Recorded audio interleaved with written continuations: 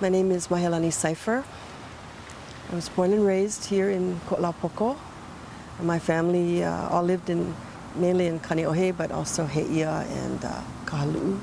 And all my life I have loved where I grew up in Ko'olaupoko, especially in these places like Haiku Valley that are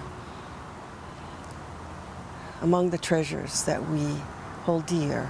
With regard to our cultural resources affected by H3, I was involved since 1972. And at the time, I was a news editor for a community newspaper, a group of community newspapers called the Sun Press. And I was their news editor, and I read all these stories about the highway project being proposed and all the protests and the arguments over whether the highway should be built and where it should be built. And at the time, I thought to myself, why are they making such a fuss? It's just a highway, it's just a road. And then, as a news editor, I had to read all of the copy, and as I read through the stories and I started reading environmental impact statements, and I actually ended up reading all 13 volumes of the EIS on H3. And then I read the socioeconomic impact statement on H3, and I realized that that this was my homeland, this was my aina, this is my aupo'a that I grew up in that is at risk because of the possible impacts of the highway. And among those impacts were an increase in crime, an increase in homelessness, an increase in problems with youth, an increase in health issues. There would be kupuna who would be unable to pay their taxes because the land values would increase with the development that would occur with the building of a new road. There were other social impacts, but it became for me a struggle also about the cultural impacts here in Ko'olaupoko, primarily the impacts through which the road would pass. So as they started preparing the impact statements, we saw that there would be potential serious impacts on the native species. It went through a valley filled with old ancient koa trees and ohia trees and lama trees and all kinds of native plants that for so long had been barely bothered by any kind of modern impacts. As a water resource, there was also a concern about the impact of the highway upon Halawa Valley's water resources. We went to hearings everywhere, and again, not as much opposed to the freeway as we were advocating for the preservation of our Ko'olaupoko resources and our community. You know, over the 30 plus years that I was involved with advocating for our communities and our wahikapu and wahipana, our cultural and natural resources, I think our community and the government of Hawaii and the federal government might have benefited from this community struggle because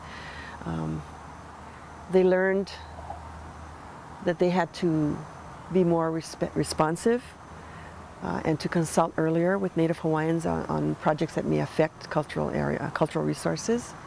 And we learned that we can improve environmental and historic preservation laws, and we did. We went to the legislature and we did urge tightening up of historic preservation laws. So some of those improvements have occurred in the last 30 years.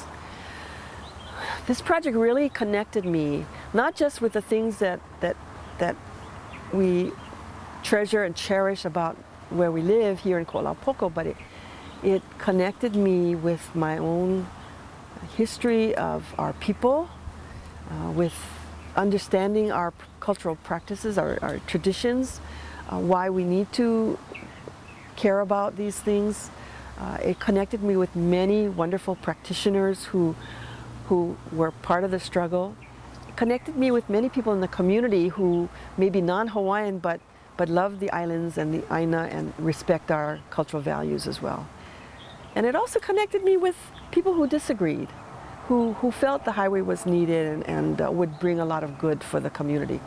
And some of whom I later became friends with. So it's, you know, that's a good thing that came out of this. I learned a lot.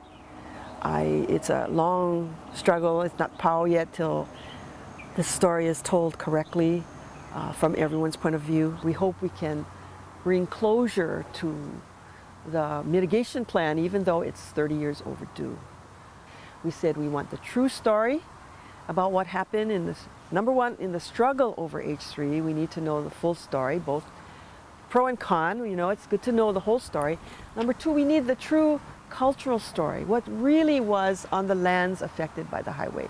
Not the Bishop Museum's version, because they were restricted from what they could talk about. And when they talked about Kukui'okani being someplace else, they changed our history. They steal our history from us when they misinterpret sites. If that's in the written record, and that is in the Bishop Museum's written record, that's been accepted at the DLNR, then they have stolen our history from us. And that's something that needs to be corrected. Another mitigation is Halawa Valley was filled with important cultural and historic resources. There are many people in the community who want to malama Halawa Valley, and they should be allowed to form a hui and an aha to manage it for the state, so that the cultural resources can still be visited even though there's a highway going through the middle. You know, my few kupuna are still there, even though some of the graves have been disturbed, some of the heiau, many of the heiau are disturbed. Kupuna are still there, and they still can restore our mana if we go to these places. We want to rededicate Haiku Valley as a cultural preserve to honor the kupuna who are buried here and the cultural resources, the kapu places that are here. We want to bring the community back in for cultural and environmental education programs and other activities. And what we hope is to bring everybody together in Haiku Valley to celebrate closure.